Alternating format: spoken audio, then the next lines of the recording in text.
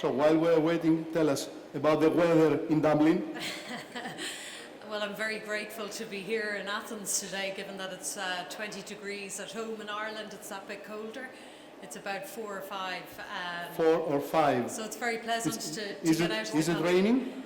You're almost guaranteed rain in Ireland at all times, at some point in the day, and especially in the west of Ireland. Okay, let's start. But anyway, I'd just like to thank everybody here for the invitation to come to present on making the European single market work for online businesses. I know an introduction was given to me there in Greek. My Greek isn't word perfect. In fact, I have no words at all of it. But I worked previously as a member of the Irish Senate from 2011 to 2016.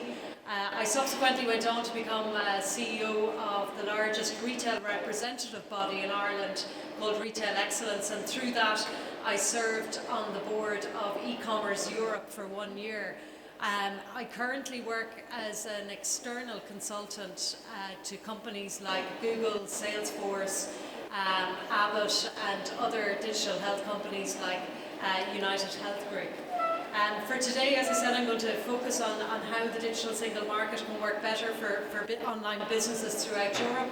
And I'm also going to give a country perspective, and I'll dwell on Ireland and where we're at in the e-commerce space and what we need to do more of. So just with regard to the single market in general, not the digital single market, but the single market in general, there are many, many millions of consumers, there are 70 million SMEs, and there's a lot of business activity that has happened throughout the EU that wouldn't have happened unless the single market was introduced. It has been a raging success. We know that because the gross domestic product has risen by 5% across the EU, so that's a major thing for every country around Europe. Just on to the single market, it has allowed a degree of frictionless activity right throughout the member states. We know that we can all travel throughout all of the European member states and work and study without any prohibitions for us. Goods can also be transported without any customs check. And from an Irish perspective, obviously that's about to change hugely with Brexit. England would have been our major trading partner. A lot of people in Ireland would have bought online of retailers operating in the UK, and obviously now with Brexit happening by the 31st of January or so, we hope, that's going to change the whole dimension for Irish businesses and Irish consumers. I think it presents a huge opportunity to us, and I think it's going to come at a massive negative to the UK. Obviously having currency harmonisation has been a massive plus as well throughout the single market, and also legislation. The fact that that's been harmonised over the last number of years, and there's a lot of work still to be done in that space, but we are making sufficient gains there.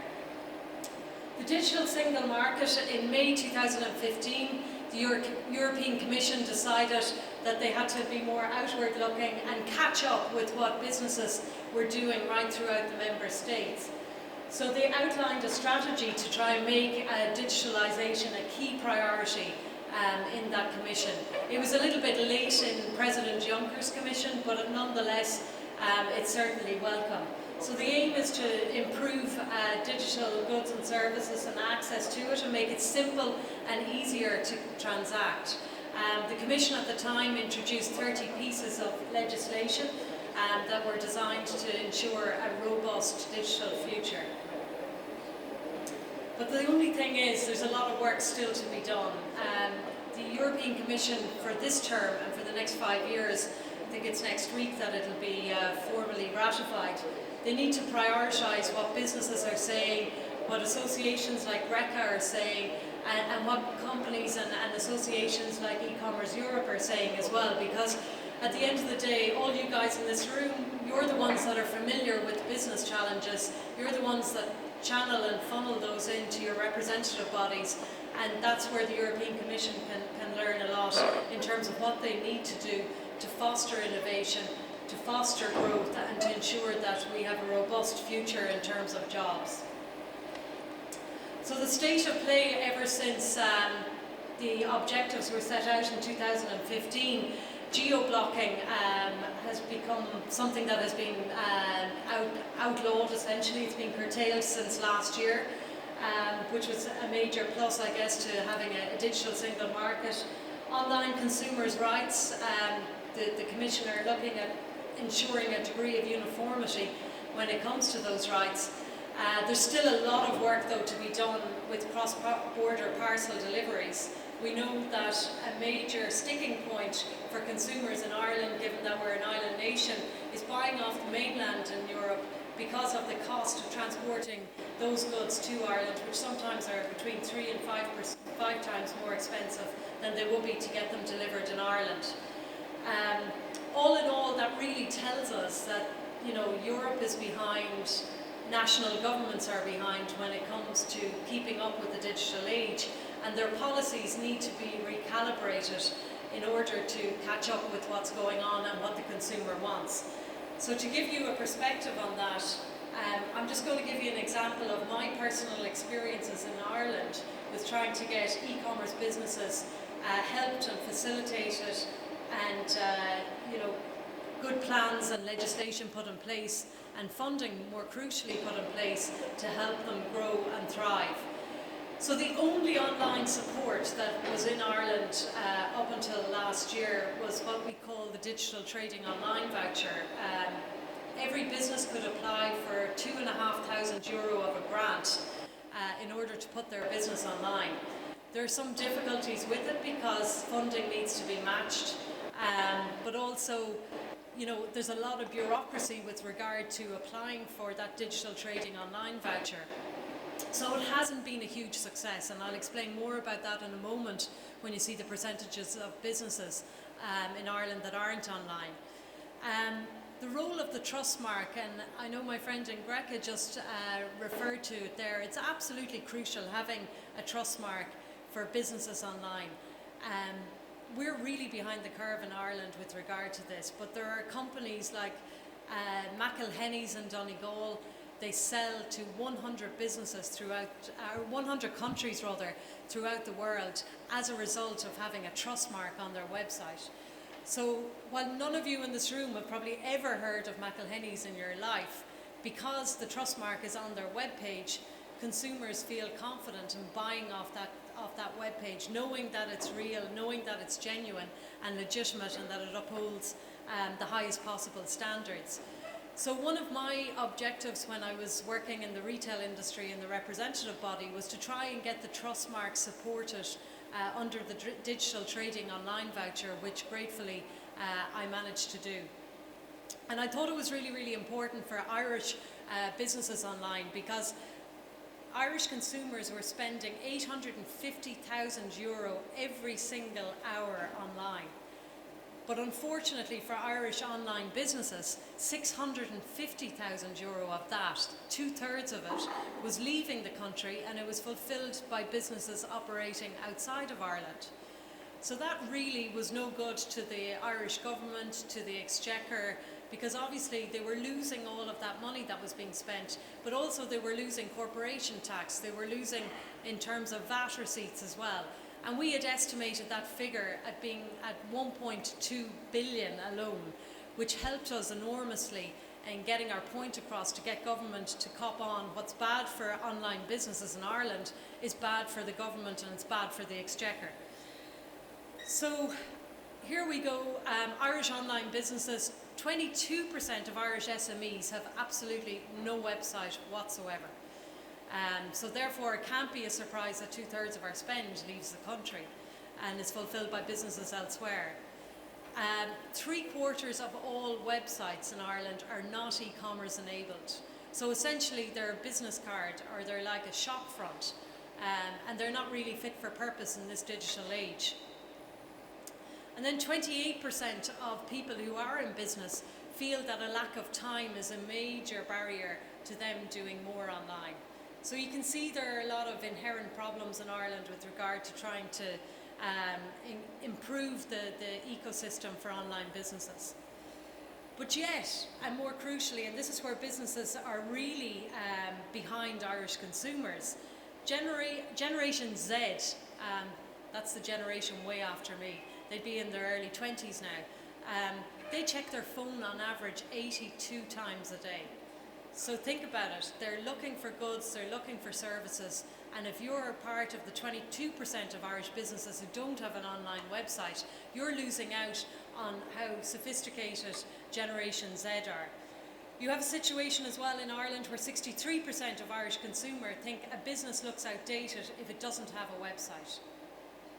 Think about that. We've come a long way in the last number of years, so it's absolutely essential. Whether you're completely against going online, it is a necessity to have an online presence. 53% of Irish consumers want their local high street shops to offer a full online ordering service. That's whether they can buy it online, get it processed online, get it delivered to their home, or whether it's click and collect. So that's over half of all Irish consumers. They want to see businesses facilitate them in a more meaningful and a better way. 59% of Irish consumers say that it's important for them to be able to make a purchase online. That's an incredible statistic again, it's almost 2/3 of the population. And 48% of consumers only visit bricks and mortar stores for everyday necessities. Incredible. So armed with that information, we decided to kind of put a strategy in place in retail excellence to see how we could help businesses and how we could get the government to support these businesses more meaningfully. We had to shift their thinking. The problem with government is that they had seen Irish retailers as being essentially just, small enterprises, rather than seeing the huge capability and capacity for them to become exporters. So part of the 5-point plan meant that, politicians think in terms of numbers, and I have been one and I know exactly the way they think. They think in terms of numbers, they think in terms of voters. So immediately I was demonstrating the strength of the Irish retail industry and the online industry. So I used to use figures like there are 282,000 people employed in retail. There are 42,000 retail businesses in Ireland, with a lot of those online. I used to talk about the 8 billion a year that we contribute to the Exchequer, and therefore it's worthwhile assisting the industry. And before I would ever start any negotiations with government, I used to outline these numbers at the start to catch their attention. I made sure that we got attention from ministers and on Taoiseach, our Prime Minister Leo Varadkar, to ensure that we got properly heard and that the decision makers could make a difference for the industry. We met with a number of key external stakeholders who weren't in government, people like Enterprise Ireland, and I'm not sure what the name of the export company is in Greece, but Enterprise Ireland are tasked with implementing government policy and ensuring that businesses are facilitated and helped to find new markets abroad and set up abroad. So I spoke to Enterprise Ireland to try and get them on board to assist with online businesses in various countries. We also raised a number of parliamentary questions about where the government was at on their digital strategy, and quite harrowingly we found out that there wasn't a digital strategy 2 years ago. So think about it, we were talking about how Europe is so far behind, but yet Ireland was even further behind again. So by virtue of the fact that we raised a parliamentary question about digital strategy for the country, immediately the government moved to set up a committee and included us on it to decide on what the digital strategy would be for Ireland. We also spoke a lot in the media. We spoke to online businesses obviously, but we spoke to journalists and commentators, and we tried to get their support but pushed the case in a way that was positive, rather than undermining government or undermining any state agencies. We were keen not to burn any bridges. So after running a campaign for 2 years, finally we got to a position where we got €1.25 million of funding for online businesses, and the government termed it the online retail scheme, and we had buy-in then from our major export agency, Enterprise Ireland. So that means that Irish retailers, just like manufacturing and processing companies, are now being facilitated to sell into other markets they're benefiting from logistics support, they're benefiting from market supports, and they're benefiting from our raft of embassies around the globe. And it's the very, very first time that the government has ever supported small retailers in Ireland to try and upskill and scale up and sell to other markets. That's a picture of me with the Minister for Business at the announcement of the 1.25 million. So it's great to see that it's changed the whole ecosystem in Ireland. And while I might be giving my home country a bit of a bad name here, I want to make very clear that they have been very progressive once the case was put to them. And now we see that Europe is still lagging behind with regard to where we're at with the single market, the digital single market. And we would have the view that we need to be more ambitious. If we're not ambitious and if we don't lead digital development, we're going to cede control and cede power. We're going to cede it to Europe, we're going to cede it to China, we're going to cede it to a lot of emerging countries, and we're going to cede it to the United States as well. So Europe collectively needs to make sure that we do lead the digital development of our country and of our countries rather, and of our continent. Also, we need to use our membership, our trade membership, to help influence policy at national level and at European level. And I know Greca are members of eCommerce Europe, and that's where a lot of the decisions that are made by the European Commission, they get the information from the likes of eCommerce Europe, and Greca plays a major part in that. So it's really important when you guys see challenges that you utilise your membership of Greca to inform them as to what is happening. So you're probably wondering though how each and every one of you can assist in that. I've outlined it to an extent, but also there is stuff that needs to be done at a European level, and that can only come from your information. But as I see it, we need to cut the red tape. We need to encourage e-commerce by boosting awareness of its benefits and campaign to ensure that red tape is cut. So lots of you in this room are probably, you have your online platform, but you're probably reading loads in the national media and the international media about how online businesses are closing small stores. They're ruining our town centres. And there's this argument being put out there that you either have to be online or you have to be a bricks and mortar store. But the reality is that you can be both, and be both very, very successfully. But it's very, very important, if any of you in this room are trading very, very successfully, that you narrate your story and you tell your story, because that helps the whole digital ecosystem. So there's a company, and I alluded to it already in Ireland, that people here in the room would never have heard of, but they sell to 100 countries worldwide. And they tell their story all the time, which assisted us as a representative body to get government to support us more fruitfully. We also need to push for continued harmonisation of laws, which will bring certainty to business. So you want to know that it's the exact same thing when it comes to the law of trading in Greece, that it's the same thing in Ireland, or it's the same thing in France. And there's a lot of work to be done at European level to ensure that. A lot of conversation for e-commerce business has centred around GDPR in recent years, and that needs to be looked at as well. But more crucially, online businesses shouldn't be treated any differently than offline businesses. So there is a case for Europe to actually recognise that we need more certainty and divergence in terms of those rules. We also need to see Europe invest as well more meaningfully in digital networks and services. And I'm really glad as an Irish person that only last week there was an announcement of a €3 billion broadband plan. Was it possible for our country to actually provide €3 billion to do it? No, it wasn't. And we had to rely on private investment to do it, which was subject to a lot of criticism. But at the end of the day, if we don't have broadband, proper high fibre optic broadband right throughout the country, well then we can't help businesses in remote rural areas to sell and get a piece of the European pie. So again, Europe needs to play its part in that, and ensuring that high-speed broadband is available in every square inch, square mile and square kilometre of Europe. We also need to look at making sure that data is used more innovatively. And it used to frustrate me when I was in the retail industry that there was so much fear about the GDPR regulations. Everybody was afraid of it after it was announced and introduced. At the end of the day, data is wonderful, and utilising it in a meaningful way and in a positive way means that you're going to be able to upsell and increase your turnover in your business. And I guess, you know, we need to try and break down those barriers about the fear of using data, and there's a national conversation to be had in that regard. I'm going to move on as well to leveraging online platforms for further economic and societal benefits. Again, I would always implore of the EU that they need to just sit back and not rush to regulate. Think about it, they had no plan in 2014.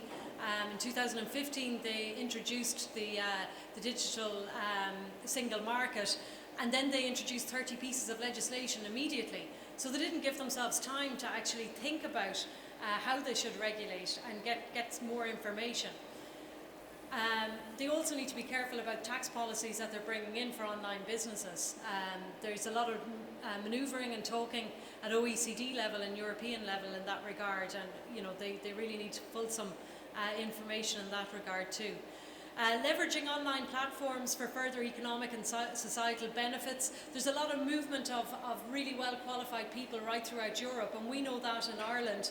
In Dublin, 30% of our population under the age of 30 are from countries outside of Ireland. So we need to retain that talent within the European zone and make sure that we don't cede it to other places like China and the United States, and enable global leadership by all the countries in the EU. So ultimately, and I'm going to wrap up here, an effective digital single market framework should provide economic growth, job opportunities, and opportunities for everybody to start an online business who wants to start an online business. It should enable our businesses to enhance productivity, should enable our businesses to innovate and access new markets easily and compete globally. Also, an effective digital single market should give a greater choice in goods and services for all of our citizens, and give opportunities to people to improve their work-life balance. As many of you in the room are probably a little bit like me, that you're working all the hours God gave you, but at the end of the day, the digital life gives an opportunity for people to work from their home. So that's it from me. I'd just like to say thank you for listening, or as we say in Ireland, Gur Mahagat.